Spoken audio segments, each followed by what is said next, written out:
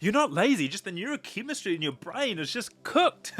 Like, honestly, you're trying to focus, you're trying to do work, but you just can't, right? And you think that it's because you're lazy, but it's actually because you're never doing nothing.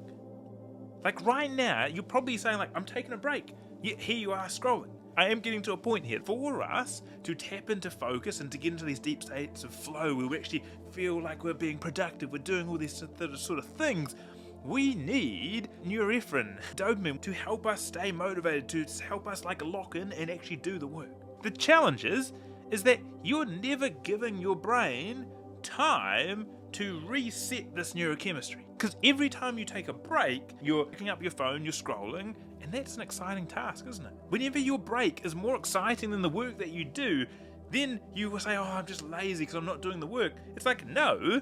It's like, why would you want to do the work when you're having so much fun and you're getting all these hits from having like the scroll, eating the junk food, whatever it is that gives you that boost of dopamine. And so here's the little key. If you want to get to a place where you don't feel lazy, right, and you feel like, hey, if I want to do work, I can actually sit down and do the work, it is first starting with going, hey, I need to take some boring breaks.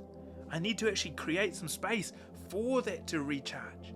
And maybe it is in your break going and doing something hard like a cold shower, going for a sauna, taking a quick walk, sitting there and just staring at a blank wall. This is going to lower that, allow it to reset, so when you go and do the work's actually going to feel a little bit exciting. Now don't get confused, just because you have a boring break doesn't mean that when you start to sit down and do work, it's not going to be hard and you're not going to feel agitated and want to do other things, right? Because the other thing we need to understand is that norepinephrine is also released in our body, and it's what we need when we're trying to tap into deep focus. The annoying thing about norepinephrine is it makes us feel agitated. It makes us feel like a little bit like as our brain is warming up for focus, we feel like, oh, I want to do something else. I want to pick up my phone.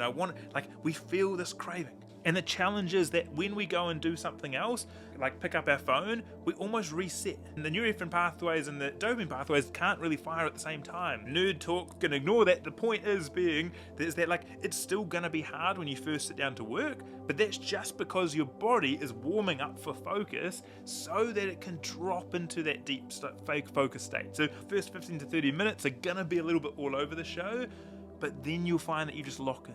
And so simply put, take boring breaks and actually push through that initial 15 to 30 minute struggle phase when you're trying to tap into deep focus. And if you want more tips on how we can leverage neuroscience to tap into these deep focus states where we can achieve what the average person takes a month to do in a single day, hit that follow and you'll learn more techniques to allow you to do that. Anyway, catch you later.